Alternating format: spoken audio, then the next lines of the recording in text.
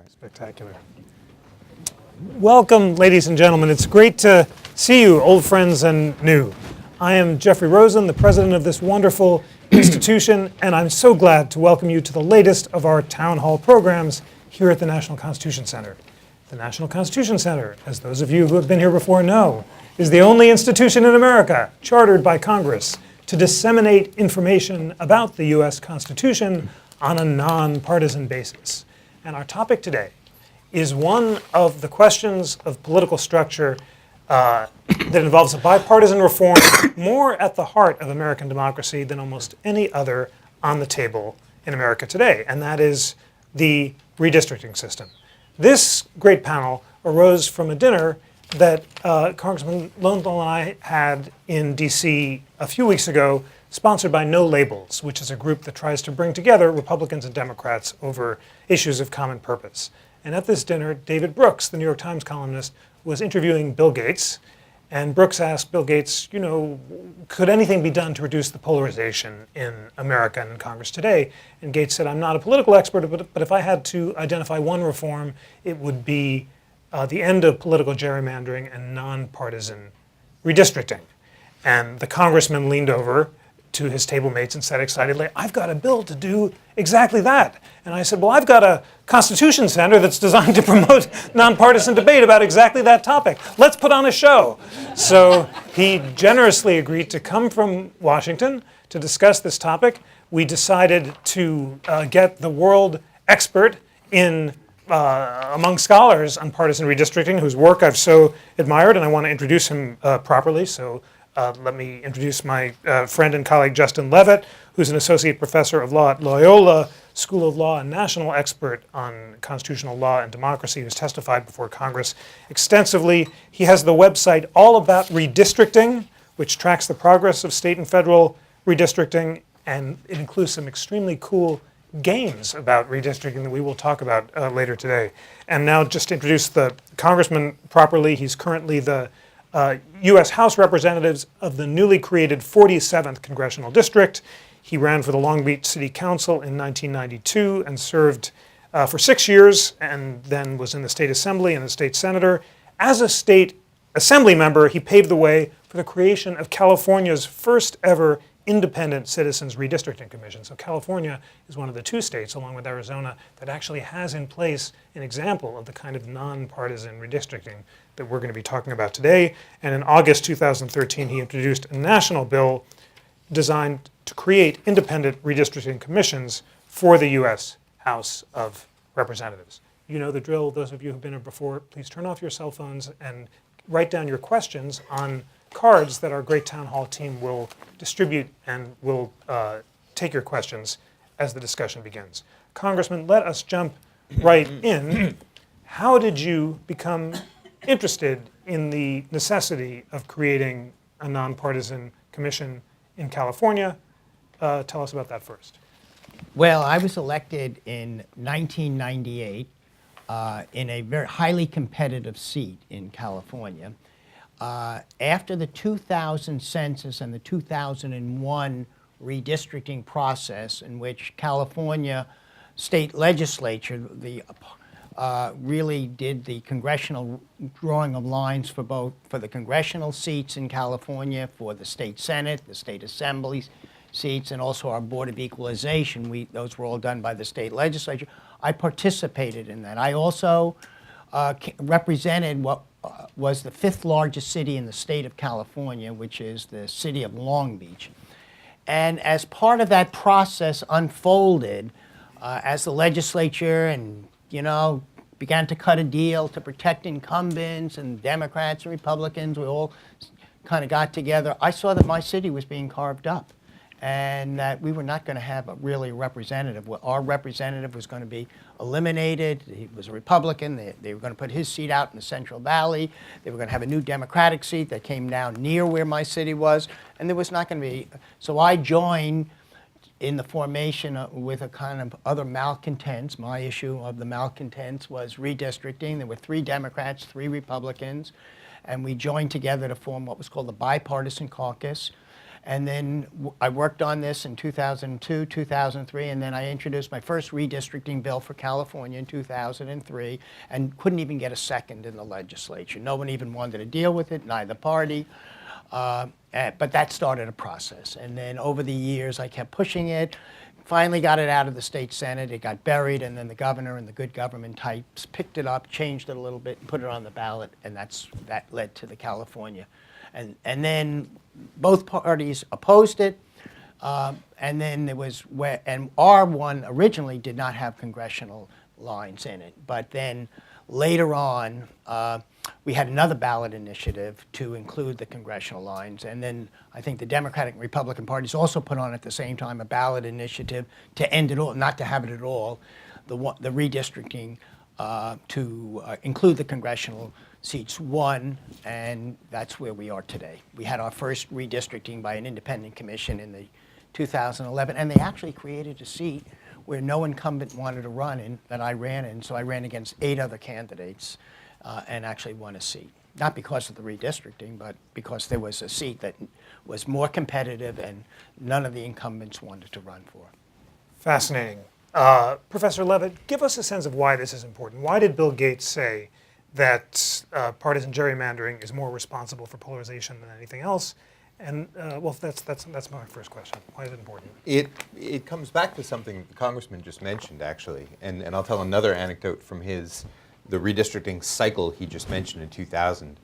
Some of his colleagues who were less interested in reforming the process said that, and this was a quote to a newspaper, so this is all out there in the public, said, look, I spend about $2 million a year campaigning.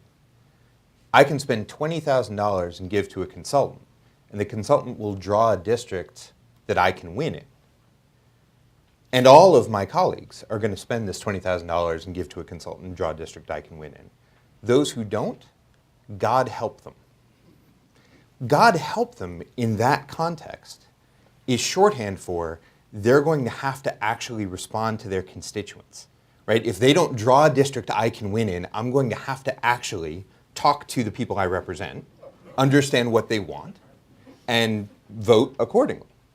And that, in essence, is why this matters so much. When districts are drawn by those who stand the most to gain from the system, by those who are either in or out of a job, usually, based on the districts they draw or where their job's under threat, there's natural and very, very human instinct to confuse one's own interest and one's partisan interest for the public interest when they're not necessarily the same.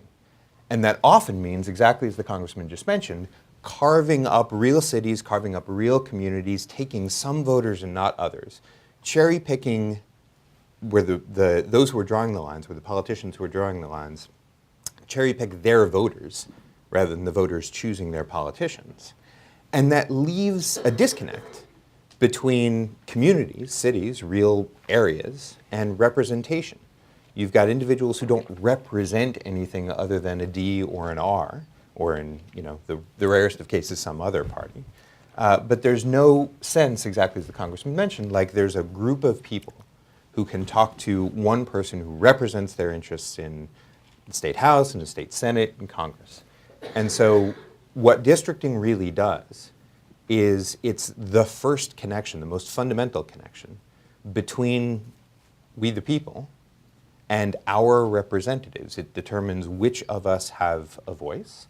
It determines which of us are able to have our issues and our policies and our concerns heard and accounted for. And so having it done fairly in a way that keeps politicians responsive to the voters. The best politicians welcome this challenge, and others who are afraid of it, perhaps there's a reason that they're afraid. The redistricting process really it's the infrastructure issue. You don't normally notice infrastructure until it breaks. You can drive on the highways, you expect them to work. You use the sewers, you expect them to work. Redistricting is the infrastructure of democracy. It's what makes everything else go, no matter what other policy you're interested in. It's the thing that keeps your representatives tied to you, and that's why it's so very important to get right, rather than have it being used in order to keep those who are in power in power. Great. So both of you have described what happens when legislators pick their constituents. When they actually go door by door and create totally safe districts, the result is more extremism because the parties that are selected in the primary have a safe seat and they have no incentive to move to the center in the general election. And therefore, according to some scholars, redistricting leads to more liberal and more conservative candidates. Congressman, you won the seat created by this independent commission. Yes, You describe yourself as a pretty liberal guy. I would say so. My opponents also would describe me that way. Tell me more about the kind of candidates who won the election based on the newly redistricted seats. Did it lead to liberals and conservatives, or were there more moderate candidates who emerged from this new process? Well, that's a kind of an interesting question, and only time will really tell on that. And I want to kind of have a caveat. There is no silver bullet. Independent redistricting commissions do not create automatically depoliticize the process. That is not what we're asking for, because it is a political process. You are looking at a number of different criteria, and hopefully what an independent commission does, it does it in a transparent and open way with public hearings, because I will tell you, when it's done in the legislature, it is the most hidden aspect of everything that the legislature does. It's done late at night, so at least it's open. At least they follow the rules, or else they'll end up in court if they don't. And in the legislature, there are no rules at the end of the day, except to draw those districts. So that's what, doesn't mean that every community, and there are difficulties in defining what is a community of interest. What are we trying to do? And so it's a process, but at least you want to have a fair process, one in which that your commission has to struggle with it in an open way. And I think in California what happened is that it has led to, we're going to see in this congressional races that come up in 2014, also occurred in 2012, a number of turnover of seats. There are more competitive seats. We have in San Diego, we have in the Inland Empire, we have it up by Sacramento, we have out in the Central Valley, seats that can go either way. Not all seats. Many seats, because of the very nature of the constituencies that live there, are either solidly one party or the other. So you're not going to make competitive seats in every place, but there are going to be more seats that can go either way, because that's really what those communities are. Now, does every community feel like it was fair? No. We had really, we had disputes between the Latino communities and the Asian communities in terms of what would be kind of districts that their candidates can win in. But that's the very nature of what politics are, because there are those kinds of issues. I will tell you, it's a lot fairer. And I think we're going to see more competitive seats, but not in every district. Great. Professor Levitt, you've written the definitive law review article on this very question of the effect of California's independent commission. It's called Democracy on the High Wire, Citizen Commission Implementation of the Voting Rights Act. What did you find? The congressman identified one effect of the commission, which is more competitive seats. Are there others, and might these commissions lead to less polarization and more moderation? So I agree with the congressman. It's not going to happen alone. What I think you find from the commission that the congressman was instrumental in creating is that there are more districts that respond to more real communities, right. That there are cities that know who their representatives are. Rather than having a district that trickles through and stretches in to catch some voters here and some voters there, where the only thing that the district has in common is voting for either a D or an R. That's all that you know about the representative, because somebody who represents this narrow stretch of a street and then that narrow stretch of a street can't possibly hope to represent the interests of a group. When you have a district that more corresponds to communities, exactly as the congressman said, you're going to have some more liberal districts, you're going to have some more conservative districts, you're going to have some that are more moderate districts, but the most important thing is people are going to understand who we the people are for that particular member of Congress, and will be able to hold him or her accountable. So you wouldn't want a hugely competitive or hugely moderate district in the heart of San Francisco or in the heart of inner city Philly, for that matter. And you might not want a hugely moderate district or a hugely competitive district in the heart of California's more conservative suburbs of Orange County. or here in Pennsylvania, in the center of the state, where there's a really hardcore block of conservative Republican voters.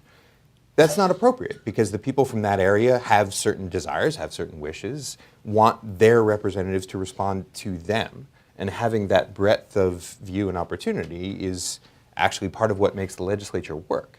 But in areas where people do have more moderate views, where they're living side by side, the districts that are drawn by these bodies, they help represent real communities better. And that means for the areas where the voters are more moderate, having more moderate representatives better. You mentioned the article in particular. One of the bigger concerns with independent bodies is that we want folks drawing the lines who can resolve some of the very hard political conflicts that Representative Lowenthal talked about. I often get questions about, shouldn't we just let a computer do this? Well, someone's got to program the computer. Shouldn't we just let a retired judge do this? Well, the judge might know where he or she lives very well, but isn't necessarily going to be familiar with all parts of the state, particularly a larger state. The commission structure that we have in California, and the same one that the congressman is promoting, encourages commissions that represent the diversity of the state, whatever state it might be in, where the commissions generally look a little bit like the state itself. And that also helps, not coincidentally, with things like implementation of the Voting Rights Act, one of our national commitments to minority representation in the context of a more generally majority rule state polity. And so I think what you saw in the commission is a remarkable, what you saw in the commission that actually did occur in California's first implementation of this. You saw 14 individuals who were not connected to current incumbents, struggling with the very things that Representative Lowenthal mentioned, but doing their best as honest citizens to try and figure out which people have common interests where. I think you saw a far more transparent process than had ever been the case. Right. And in the course of that, you actually saw the citizens of California, I think this is an evaluated and undersold benefit, come to understand the process a little bit more, know why it is every 10 years we get together to redraw where people are represented from, and to actually have public conversations about which people live where and want to do what. I think that transparency in the process is something, exactly as the congressman said, you never see otherwise, and was a real benefit to the people of California. Congressman, has it changed the way you interact with your constituents? When you had a safer seat drawn under the partisan system, were you less likely to listen to people from the other side, and are you now more responsive? Well, I'd like to believe I always listen to people. Of course. Yes, I mean, I have a district that is more conservative on one side. I represent 40-some odd % of my district is what people call behind the orange curtain, or Orange County, and about 59 Sounds kind of exciting. very conservative part, and 59% of my district is in Los Angeles County. So my district straddles both counties, even though the commission tries to maintain county lines. There are other dimensions that they had to struggle with, and that was the ethnic diversity and making sure that the districts really reflected both the diversity of the state and so my district was one of those districts that goes into two. And I spend a great deal of my time in the district, especially, being honest, especially the part of the district where there's the largest Republican base in the district, and I'm a Democrat. Again, to listen to people, to understand what their needs are, to let them know that I do represent them and will, for my reelection, I darn well better understand what their needs are, and they better understand. And I think I have a responsibility to share with them what my perspective is. And what's interesting is what's happened is I represent a very large Vietnamese American community. And I represent what is called Little Saigon, traditionally like the Cuban American community, a community that came to the United States.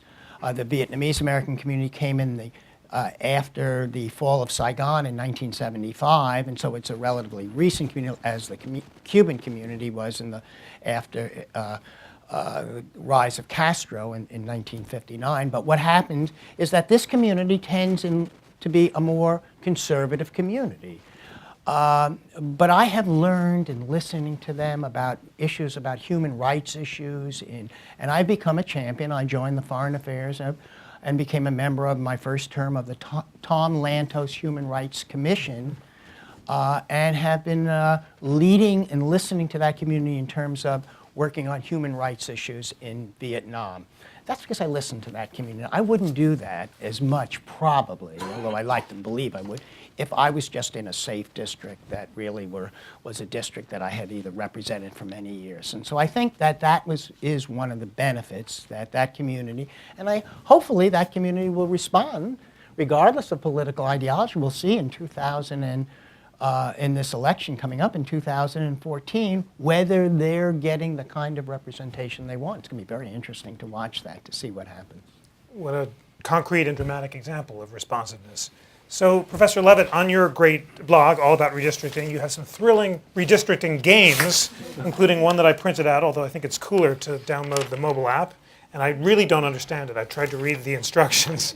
The game's goal is two teams representing the dominant political parties struggle to determine legislative boundaries. The game ends when one team controls a specified number of districts before the other team. Tell us about the game, but in addition, give us a sense of what it means for legislators to choose their constituents under the current system. Don't they actually go street by street, block by block with computers, and they know that I'm Jeff, who likes certain kinds of music and votes this way, and that I eat bagels on alternate Tuesdays, and they're basically picking people. You're having the legislators pick the constituents rather than the other way around. Tell us how it works in the game and in real life. Yes, indeed. Well, the game and the games generally are meant to be educational tools, and so they're one, it proves that you can make a board game out of anything, and two, it is meant to, in an abstract way or in a symbolic way, represent what actually happens. And your articulation of the goals of the game are interesting, right? See who can get more first, because you represent the parties. And that's precisely mirroring what happens in the real world when individuals who are in control of their own jobs and their own destinies are left to their own devices. And yes, this gets exceedingly micro-specific in the search for constituents who will support, either monetarily or through votes. And all of this is arranged exceedingly carefully. Computerization has made this in some ways easier, mildly, but the old-time Pauls knew exactly where their voters were, even without computers. They had effectively encyclopedic databases of all of the areas within a state or within a city or within a ward. And so computerization makes it a little bit smoother, but by no means replaces what has been exactly this concern for a very long time. You mentioned street by street. I've heard the story. I hope it's not apocryphal. I've been trying to actually track it down to its source, of a particular New York state politician seeking to draw lines down the center of an avenue, up the side of a skyscraper, in order to make sure that his district included his mistress's apartment, which was on the 23rd floor, run down the street, up around the apartment, and back down. And although that story may be apocryphal, the precision with which individuals are interested in tailoring their districts is certainly represented elsewhere. The best example I have is one that not many people know about. In 2000, then longtime Democratic Representative Bobby Rush in Chicago's South Side was running for re-election. And there was a young, spunky state senator who had challenged him for the congressional race by the name of Barack Obama. He managed to get 30% of the vote in a very hastily thrown together primary campaign. And this new upstart spooked Bobby Rush a bit. Then comes the redistricting cycle of 2001. And in that redistricting cycle, Bobby Rush's district was redrawn.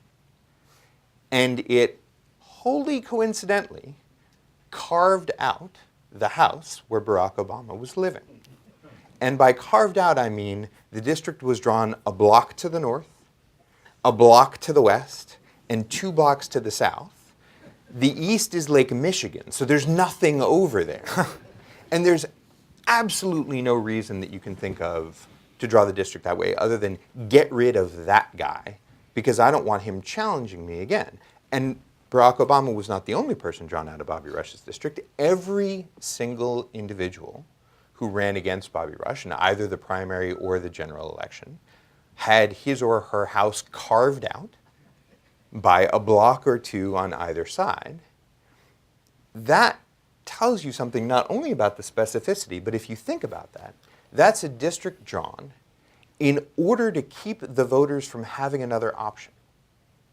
That is, the only reason to do that is the fear that the voters might actually prefer somebody else better. And that, I wish, were uncommon, but I will say, sadly, it might not be reflected with such precision in the board game, but it is reflected in legislatures all the time. Great. Well, not great, but well described. So Professor Levitt has explained the goal, which is to narrow the choices. And clearly the result of this partisan districting is funny shapes, and that's where the word gerrymandering comes from. And now is the time, since we're in the Constitution Center, to remind ourselves that it was Elbridge Gerry, the Massachusetts representative in 1812, who signed this bill that redistricted Massachusetts to create the newly created Democratic-Republican Party. The district shapes were so wild-looking that people said they resembled a salamander, and that's where the word gerrymander came from. And after the show, you can go downstairs to Signers Hall and see Gerry as one of the 3 dissenters who refused to sign the Constitution because it did not contain a Bill of Rights. So not so good for districting, but very good for individual liberty in other respects. Congressman, if we had the independent commissions, the districts would be less funny-shaped. They're funny-shaped right now because of the 4 goals: incumbency protection, they all have to have the same number of voters, you have to maximize minority voting strength according to the Voting Rights Act, and you want to have communities of interest represented. Right. If you took incumbency protection out of there, would you have more regularly shaped district, and would that just be an aesthetic benefit, or would it also allow for more diverse districts that were more responsive? You probably would have more aesthetically shaped districts, but as Justin had pointed out, we're not going to do this by computer. We're not going to have everyone exactly looking alike every other district. That is not the goal, because the goal, as you pointed out, of redistricting has multiple goals, and it is not just that there's equality in terms of size, contiguity, compactness, but it's also that they represent communities, try to keep counties whole if you can, or city. So there are multiple goals. And so everyone is not going to look, but if you try to engage in a process that really, in a public process that tries to deal with all of these goals in a public way, I think there's more likelihood that you will have, and there probably will be districts that do not have, that are not deliberately done just to have incumbency protection, and that's what we have now. It is really self-interest versus communities of interest, even though, as I pointed out, it is very difficult sometimes for these commissions to deal with what is communities of interest. Now, but we have to struggle with that. At least they're going to struggle with it in a public way, in a transparent way. But you're not going to have every district looking like every other district. But what you will have is not these contortions that are deliberately designed to protect incumbency. And that's really what it is now. And when you protect incumbency, you maintain the power of the leadership of both political parties. And much of this is about power. Who has the power to do this? Because those leaders of both parties, depending upon especially that party that's in power in that state, the majority party, they have a way of rewarding their members by doing so. Each member says what they want, and then the leadership rewards them by coming up with a map. And they end up, since it's incumbency protection, they also protect members of the other party sometimes too, because that way they can have a system which protects all incumbents, including their own, and maintains the status quo. And that's really what we see as a byproduct of what happens is that party that's in power in that state is design a system to maintain the status quo, even if the electorate has changed and wants change. It's much more difficult because we have created a system that maintains the power base that's already in existence. Now, sometimes and I'm not advocating getting rid of all parties or the power base. I am a Democrat. But when the problem is it cuts out the community in the equation. And if I can add just something very quickly to that, I couldn't agree more with what the congressman mentioned. And that really, the cutting out of community and protecting incumbents for their own sake is, in my mind, one of the worst problems, one of the things that creates this disconnection between actual constituents and their representatives, and not necessarily the shape for its own sake. So I don't know how many of you are familiar with Susan Boyle. She's a woman who appeared on Britain's Got Talent a little while ago and walked out on stage, and the audience began to laugh because she was a fairly dowdy-looking woman. She was a somewhat senior woman. And every person in the audience, at the moment that she walked out, thought, oh, this is going to be one of those entries that's going to be atrocious. She's going to come up, we're going to be treated to a deliciously awful performance of something. People come on these shows all the time, they have no talent whatsoever, and she looks like somebody who is going to be awful. And she opened her mouth and stunned the crowd because she had a gorgeous voice. Now, there's absolutely no reason why we should think that because she didn't look like our image of what a singer should look like, that she didn't have a wonderful voice. The two things aren't connected in any way. She just didn't fit our expectations of what great singers look like. And it's exactly that thought that I think reflects back on whether a district is pretty or not. It doesn't matter whether a district is pretty or not. You don't know, more importantly, you don't know whether a district is pretty or not until you know what it's trying to accomplish. There are some very squiggly looking districts that actually follow real communities because people don't decide to live in platonic circles or squares, right? People build houses where they build houses, or they move where they want to move. Some of those communities are regular and developed, and some of them are not. And so there are some squiggly looking districts that actually follow real communities. There are some squiggly looking districts that are squiggly because that's the geography of the state. The outer banks of North Carolina don't look regularly because nobody thought when they put down islands to make them rectangular. And there are squiggly looking districts that are as they are because they're trying to protect incumbents or because they're trying to hurt the other side. Those districts are ugly, but they're not ugly because they're squiggly. They're ugly because they're ugly. And that, I think, is a very important reflection. It's something I see lots of reformers attempt to create districts that are circles or squares in the abstract, and that is only pleasing as wall art. It doesn't have very much to do with representation whatsoever. I think the congressman has actually done a great service in educating some of his colleagues. His reform bill very carefully avoids that, actually. It has structures to keep districts more compact, but they're not based in abstract geometric figures. They're based on where the people live, which is what actually makes sense. And I think that's something that he's done extraordinarily well that many of his colleagues have not. It's a lesson his colleagues have not necessarily learned. Okay, so both of you have made a strong case that districts drawn by independent commissions are more competitive and more responsive. Now let's talk about the politics of this and the constitutional issues, and those turn out to be related. So Congressman, in California, this was a bipartisan reform. It was you introduced it, Governor Schwarzenegger supported it, and it passed. Changed it, moved it forward with the good government groups, yes. R's and D's. Your current bill does not have a Republican sponsor, and we were not able to get a Republican to join us today. Why is that? And is this a Democratic issue, or do you think that you can get some Republican buy-in moving forward? It won't happen unless we have a bipartisan approach. It will not happen. It has to be bipartisan. That is not to say that this is a simple linear progression. When I first started in California, as I mentioned, I didn't have one Democrat or one Republican that supported me in the legislature. I had people in the background saying, oh, go do it, but when it came to voting, neither party wanted to do it. It turned out in California, because California being a blue state, controlled by the Democrats, that we had more say over the drawing of the boundaries. And so it was easier for me to get the minority party, the Republican, to support the bill because they saw this as an opportunity to at least be fairer than what they perceive potentially could happen. And I think that is what is going to happen when we try to build a consensus, that those representatives who are in the minority party in different states, whether it be it Republicans or Democrats, might be the first to understand that it really is to their benefit to have a fairer process or a more open and transparent process. And I think that will happen.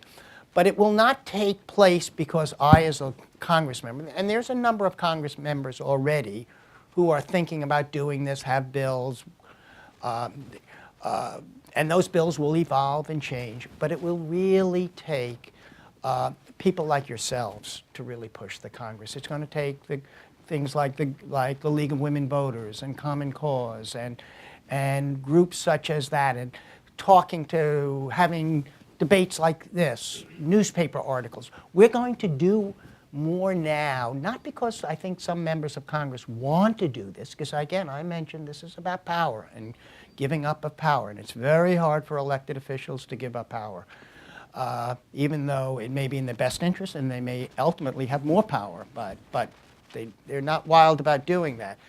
But it's going to but there's some pressure already, at least on my side of the aisle, from the editorial boards and others saying, why aren't you dealing with this issue? So we may begin to deal with this issue. It may not be because people really want it to change. It may just be the initial first steps, which are, in any process, more posturing or at least winning votes because of that, but not really willing to really change the system. But it's going to take some time. If you really believe in kind of this as a meaningful reform, which I do not have the belief or the thought that it's going to be done easily. It's going to be done in one Congress. It's going to have to build momentum, and a lot of it is going to have to come from people who say, you know, it's dysfunctional. But you can't keep blaming us for being dysfunctional. You've got to begin to demand that those districts out there are drawn in ways that represent you, and you have to speak out. And then we will see both Republicans and Democrats begin to step up. Great, a fine challenge to we the people, represented by we the members of the National Constitution Center, who can begin this crusade. Professor Levitt, one of the objections that opponents of nonpartisan districting give is that Congress lacks the constitutional power to draw districts at the federal level and also at the state level. We're here at the National Constitution Center. Here is our pocket constitution, although I'm sure you don't need it to make the arguments in case you need it as a crib sheet. Tell us first, what are the arguments that Congress has the constitutional power to create these independent commissions at the federal level? Give us also the arguments against, so that we have a balanced sense, and then the audience can make up their own mind. So let's start with federal districts. What's the constitutional arguments for and against? Sure, and just one moment on what the Congressman had mentioned before I get to the Constitution, which I'll arrive at in just a moment. If you ask Republicans in Illinois or in Maryland whether they are interested in a bipartisan or nonpartisan redistricting system, they will say absolutely yes. So it's exactly, this is not a Democratic issue, this is not a Republican issue. This is an issue by those who see a problem with excess and want to fix the problem with excess. And it's exactly your frustration at this, precisely as the Congressman has mentioned, that will help drive those who have benefited from the excess in the past, but fear that the tables may turn in the next cycle, to get behind exactly the sort of reform that the Congressman has mentioned. As far as the constitutionality, so this is something near and dear to my heart, and is yet another reason why I'm delighted to be here. I teach at law school the Constitution start to finish, from we the people to the 27th Amendment. And so I will gladly take the pocket Constitution, though I have an iPhone app that allows me to refresh my memory whenever I need. Which we hope you'll soon use the NCC app. Indeed. Yeah. But I don't think I need either for this question. Okay. So the argument that this lies outside of Congress's power essentially stems from the argument that states have been doing this for a very long time. One of the very first, and those from Northeast Massachusetts would correct you and call you, refer to it as a gerrymander. Forgive me, yes. That's the Church Latin pronunciation. Indeed. Yes. One of the very first gerrymanders was actually well before Elbridge Gerry. Patrick Henry, some say, attempted to structure the districts of the very first Congress in order to make sure that James Madison, the author of the Constitution, was not elected to that first Congress. Now, he failed, but that was one of the first, at least ostensible, efforts to try and shape the districts in order to press for particular political outcomes. And states have been doing it essentially ever since. The primary constitutional argument is that which states have been doing ever since, they should be able to continue to do, that this is essentially a state-based idea, and that the Constitution protects some sort of state right to conduct this redistricting. For federal districts, I think there's a very clear rejoinder to that, and I think, in my point of view at least, it's beyond question that Congress has the power to restructure congressional districts if it wishes, and that is a grant of power baked into the original document. Article 1, Section 4 of the Constitution says that the states have the authority to set the time, place, and manner, including district lines, for federal elections, but only unless and until Congress steps in. And very explicitly says that if Congress chooses to regulate for federal elections, it may. And it has over time. I say that states have been doing this for a very long time, but Congress has enacted a law that says that all districts have to be single-member districts.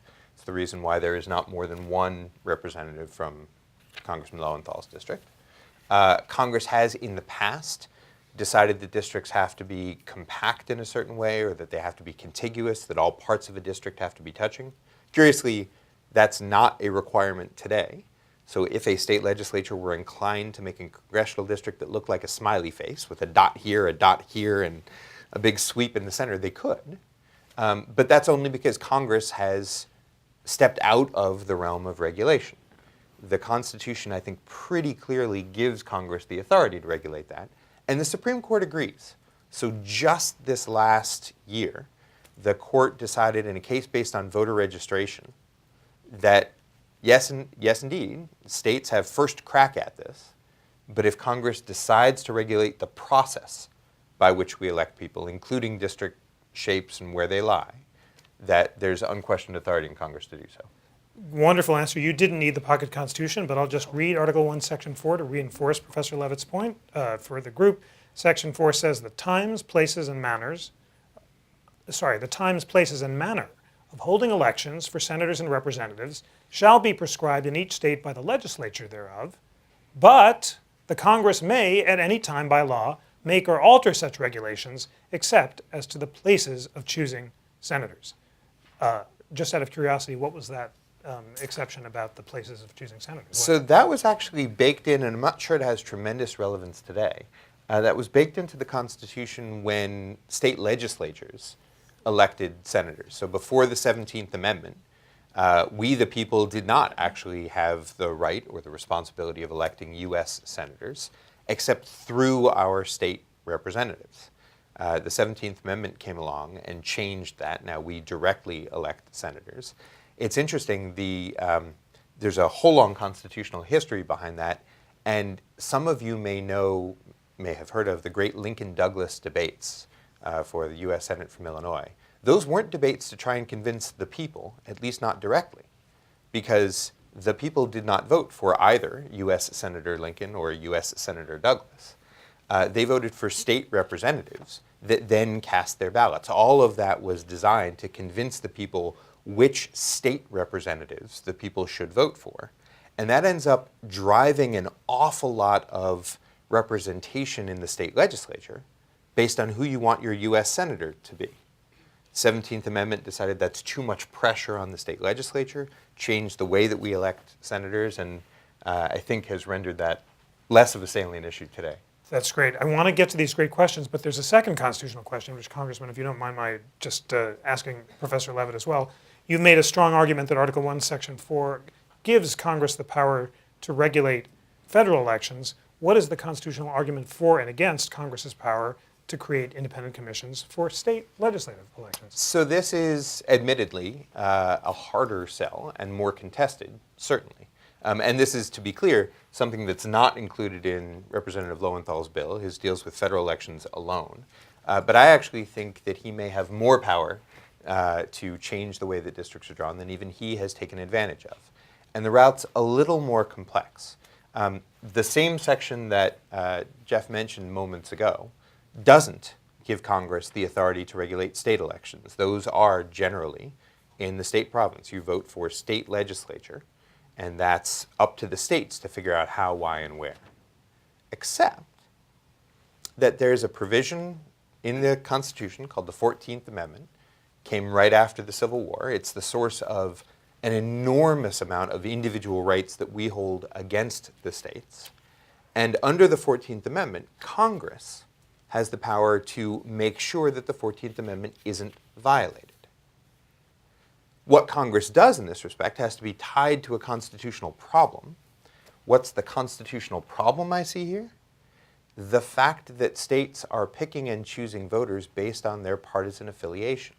So there is an ample record, and you don't need to delve very hard into many of the legislative records behind this, to know that when state legislatures draw districts, they're generally doing so in order to help Democrats and hurt Republicans, or help Republicans and hurt Democrats, depends on who's in charge. But that amounts to taking action against you based on what you believe. And in the most recent case to come up before the Supreme Court, directly on point, came out of a district plan in Pennsylvania. All of the justices agreed that excessive partisan gerrymandering was unconstitutional. They disagreed over how you'd know what was excessive. They disagreed about whether the courts should be involved, and that's still highly contested today. But all of them, every single one, agreed that too much partisan gerrymandering is unconstitutional. And I think in order to get at that pervasive problem in the state legislatures, Congress has the power to enforce a constitutional command that the courts have largely abdicated. That if Congress decided there's a constitutional problem here, states are picking and choosing voters and acting against them based on what they believe, based on their personal beliefs, Congress could protect you against that. And I think that allows them to regulate the state legislative redistricting process as well. That was very well explained. This is a complicated but crucial area of constitutional law. It's true the justices disagreed about the standard, and they might disagree about whether or not it's been met in a particular case, which could make it harder to get the state independent commission through. But Professor Levitt's bottom line is, because the Supreme Court has said that it won't evaluate the constitutionality of districts because it's too hard for judges to make these decisions, ultimately, if you want this sort of reform, it's going to have to come from Congress, which is why Congressman Lowenthal's bill is so crucial. The court will not step in. Congress will have to act. Let us now turn to the excellent questions from our great audience members. And here's the first one. I'm running for Congress in one of the most gerrymandered districts that includes 5 counties, and it lists them. How fair do you think this is to constituents? And that's from Mary Ellen Belkius from the 7th Congressional District here in Pennsylvania. Can you identify yourself? Great to meet you. Thank you so much for joining.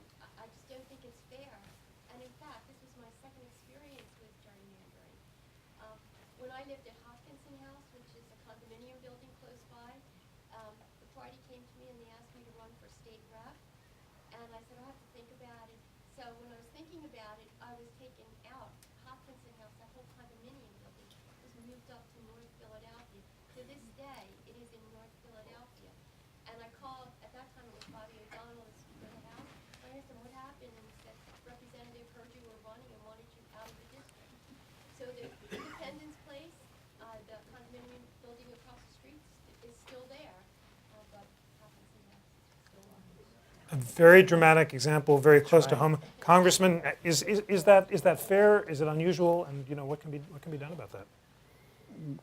You can join this movement. That's the first thing that you can do about it. As I say, you are giving another example of what is not fair and how a district was drawn just to protect the incumbency of who was there or the power of the political party that was in control in that state, be it Democrat or Republican, depending upon the state. And so what you're saying is that the people there have no choice. I think one of the ways, is that I think it's more likely in the beginning that the pressure will come from communities and from states. Your state should try to do this. You should try to see whether there are people in your own state that really want to engage in this process to change first the state. I'm doing it at a national level, but I'm only doing it because I lived through, just like you are, I lived through it at the state level and believe that we could improve upon that at the state. There were each state, there were 6 states, I think, that have already done some form. When we looked at it, I looked and then saw that Arizona was the state that was most similar, but it was time to even improve upon Arizona. It is time to improve upon what California did too. And so I think it's going to, the real change at this moment, I would like to say it's going to come right away from the Congress. I believe is going to come from this still building at the state level. And I think you should run on it. You should demand that it's done. You should ask your state representatives to do that. It's not fair. You should point this out, what is taking place in your own state. How are the citizens of the Independent Commission selected? Do they get training? Professor Levitt talked about the Lowenthal bill and generally how the selection is made. So the one thing that ties the commissions that exist together is that they're all different in various ways. The California's version was, well, the political attacks against it by many of the folks in power who were trying to push against it painted it as an extremely complicated provision. It actually works much like a jury. So, which if you actually try and diagram out step by step by step, is complicated, but then again, something we're all familiar with. So the way that it's selected in California, at least, and everyone is different, there's an application process, not unlike a college application process. Those who are interested sort of put their names in the ring. A 3-member board of California's independent auditor, state auditor, the people who score the fiscal impact of bills and who generally keep the state's finances on the straight and narrow, determine whether the individuals who've put their names in are qualified. And there are only a few things that keep people unqualified. So the people who apply can't be themselves holders of particular public offices or can't be related to people who hold public office. They can't have been lobbyists or otherwise owe their livelihood to people who are in public office. You're looking for people who aren't beholden to current individuals who will be affected most by the districts they draw. Then out of that pool, the auditors, at least in California, chose 20 people who were affiliated with the Democratic Party, 20 people who were affiliated with the Republican Party, 20 none of the above. So they may be affiliated with a third party or choose not to affiliate at all. From that, some individuals are drawn. From that, there's a strike process, again, much like a jury. So we've got a basic qualification. We've got a strike process, much like a jury, so that those who are politically involved can take out those who they feel will be most biased. And then, again, just like a jury, there's some random elements of the process. Some people are chosen randomly. They choose some others. All in all, it's designed to do 2 things. 1, have a group of people who aren't, as I mentioned, beholden to any individual who's getting the lines drawn. And 2, to assemble a body that has a fairly good chance of resembling the community, the citizens of the state. In California, that's a more complex process than it may be otherwise, just because California is so large and so tremendously diverse. But this process looks different in different jurisdictions in different states. Great. I'd like to add 1 or 2 things to that. I think the dimension that what we learned, and just to follow up on what Justin was saying, is that the difference in between what California has and some of the earlier states do is that California at least tries to make the selection of people who are in it on the commission ultimately be as far away from the legislature choosing those people. Some of the earlier versions have the leadership of the legislature picking the people that are in the commission.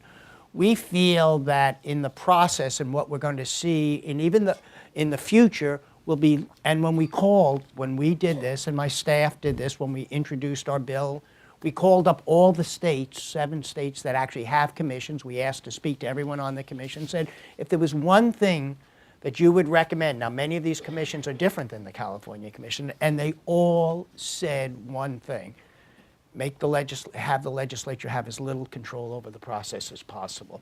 So I think that is the dynamic. It's and as Justin pointed out, it's part random, some selection. It's a work of art trying to get this. But that's where we are today, and that is evolving, how we choose that. But that is the dynamic that we're struggling with, because we believe by moving it away from the legislature, having some randomness, but not just random, or else in a state like California, you may be missing certain key components, certain groups, certain geography, certain parts of the state. So that's where it is today. That's why I'm saying it's just not when we mentioned before, and what Justin said, it's just not drawn by a computer, and the members are not just chosen by a computer. Okay, there are several questions about how these bills actually get enacted.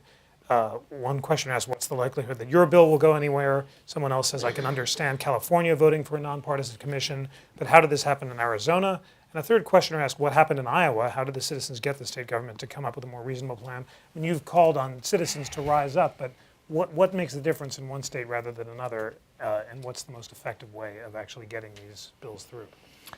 I really don't know. Iowa was one of the first states. We looked at Iowa, but I don't know maybe Justin knows more. I don't know the process by which Iowa. We called upon the Arizona folks who were I believe they had been litigation and lawsuits and about what led to theirs and what advice would they give us in California if we were going to draw.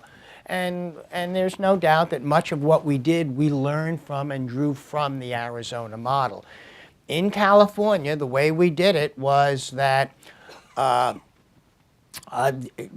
people were very upset with the gerrymandering and what had taken place. As I pointed out before, I was able to first create a fairly large coalition of people that wanted change. Now, there are tremendous groups that are going to want to make sure that even though they want change and what takes place, that they're represented. So people like MALDEF, which was the Mexican American Legal Defense Fund, who's been fighting for voting rights and issues for a long time, want to make sure that these are, if you're going to change the system, that their communities are not going to be disenfranchised. So they, by working not just at the legislative level, but working with community groups, NAACP, Legal Defense Fund. They were all, they've had a history of 100 years of working for democracy. So they have to be involved in the process of drawing these and creating the things. But in California, as I pointed out and seemed to indicate earlier, it was easier for me to first identify members of the Republican Party as a Democrat because they felt they were disenfranchised in it. And so, and I also worked very hard with the leadership on the Republican side. I played racquetball with the leadership and kept kind of trying to deal with guilt. How can you not support this? How can you not? Your party is cut out of the process. Come on. You've got to make this a critical issue, and it began to elevate, and the Republican leadership then realized they could do it. And then the Democrats, I said, we're a blue state. If we have fair boundaries, we're not going to lose states. If we give up some of that control, we're not going to lose. Let the people decide and let the chips fall. I'm a great believer in democracy, that the only thing you have to fear, Franklin D. Roosevelt, is fear itself. And if you give up if we give up some of that control, we will end up getting more seats if that's what the people really want. And that's what ended up happening. We went, even though it was more Republicans supported it than Democrats, we actually gained, as in the 2012 presidential election, we actually gain more seats in the Congress. That is not to say we're going to keep those seats, because the seats are more competitive in the future. So as I pointed out, it will take some of the leadership of the minority party in each state to realize, and those members of Congress to realize that it is in their interest to do it. And the majority parties also, the reason you're in the majority, and then to begin to convince them, is that you reflect the wishes of the people. And there is so little trust in government today that this is one of the good things about this is not that it automatically reestablishes it, but it is a step in the right direction to reestablishing trust, is saying this is your government, because people do not believe, regardless of party, that government really works for them anymore. And I think this is a sign that government works for the people again. And I think that we're not going to reestablish trust in government just by electing the right people, but by also including structural changes that make our government more nearly reflect the wishes of the people of this nation.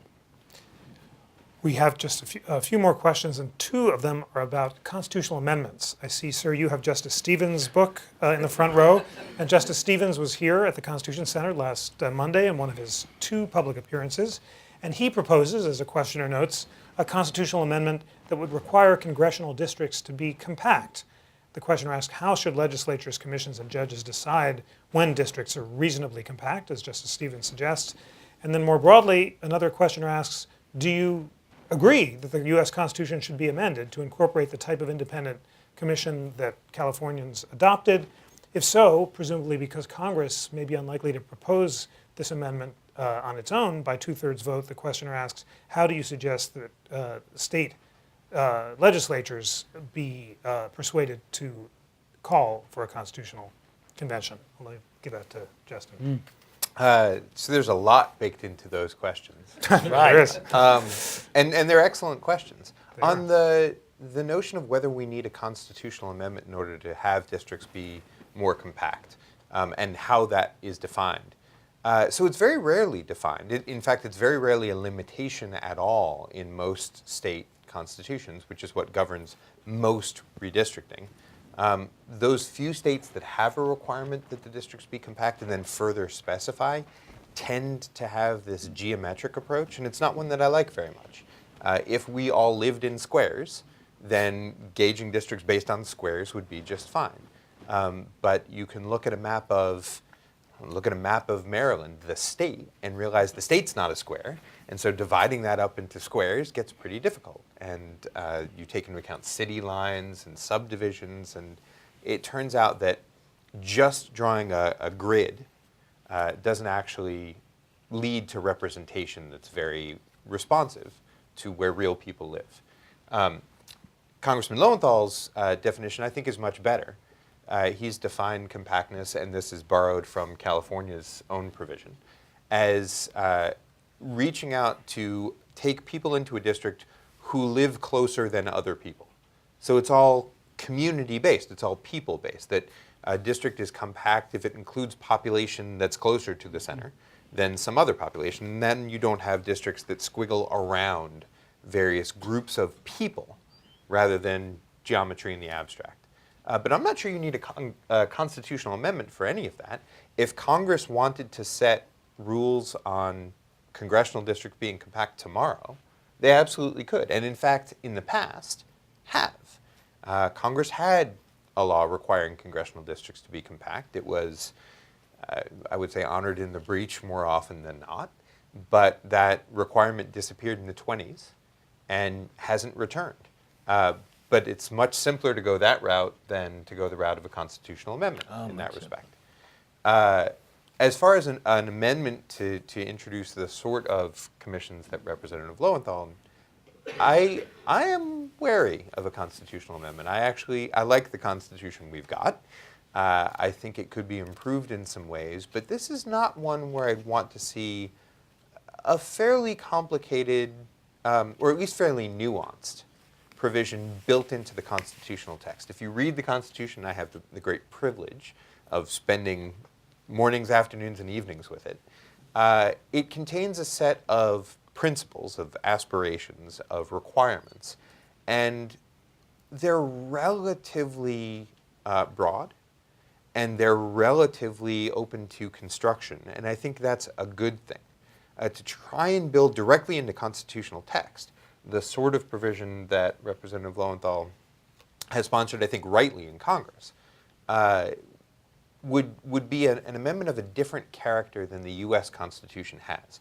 Many state constitutions can and do have these sorts of provisions that are far more detailed. We are, as a people, far more willing to amend our state constitutions than the federal Constitution.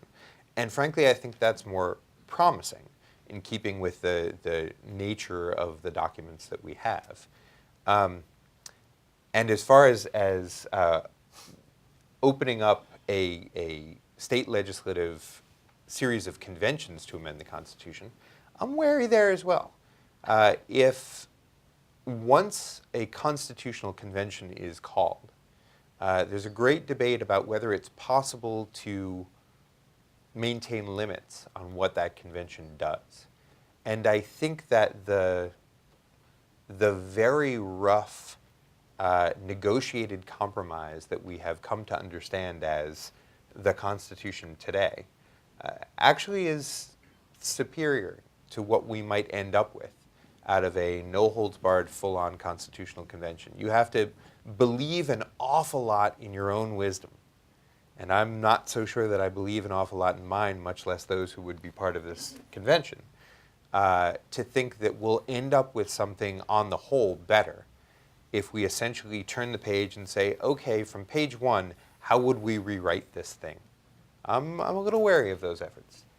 Congressman, I'm interested in your thoughts on Justice Stevens' amendment. I'm going to interview Justice Stevens for Book TV on Friday, so I'll tell him what you say. But do you favor his amendment that would require reasonable compact I think that I could not have expressed it any better, and I just learned a lot listening to Justin. I agree. I think that, Article 1, Section 4 of the Constitution gives the Congress the right to do this, to amend any state proposals on the time, place, and manner of congressional elections. Justin also believes that we could go beyond that in terms of state legislatures. That I would love to do that, but I really want to now just focus on what's the clearest, because it's the most difficult now, is the congressional. But I would love to do that, as we follow through, if this got through. I just think you talk about a dysfunctional Congress not getting things done. Changing the Constitution is far more difficult. Just look at the example of the Equal Rights Amendment, and just how long it's taken, and that I am not going to be around for 30 or 40 years to deal with. I think that the Congress can do this. Maybe not this session, maybe not the next session, but in the in this period. I do believe the closer we get to the next census, the more difficult it's going to be. So there's a timing issue in this, and so we have to be. That's why this is a good time to raise this issue and to all be here talking about it. Because if this was 2018. It would be much more difficult for the Congress to do it, because people would be coming up, for their own re-elections and the redistricting, and so they're going to be much more apt to do that. But it may take until after, I'll be honest, it may take until after the 2020 census to do this. But like everything else, we have to create the foundation. We have to plant the seeds, and that's really what we're doing now. And I'll say, in addition to that, the amount of popular uprising you'd need in order to have a constitutional convention on this issue, driving state legislatures to give up their own power, by the way, and drawing congressional districts that they all think they'll occupy in another 2-4 years. The amount of public pressure that would take, by the time you've got that public pressure, that's going to be enough to convince your members of Congress to change the way that business is done. So you have more power than you believe you have. And well before you're able to convince 3/4 of the state legislatures to act on this, you'll be able to convince a majority of Congress to do so. Well, I think those are very fine, final thoughts. Ladies and gentlemen, this is the first time at the National Constitution Center we've had a congressperson and a constitutional scholar discussing an issue of constitutional reform. I'm so impressed by the sophistication, depth, and intelligence of the discussion. I've learned a lot. Please join me in thanking the congressman and the professor.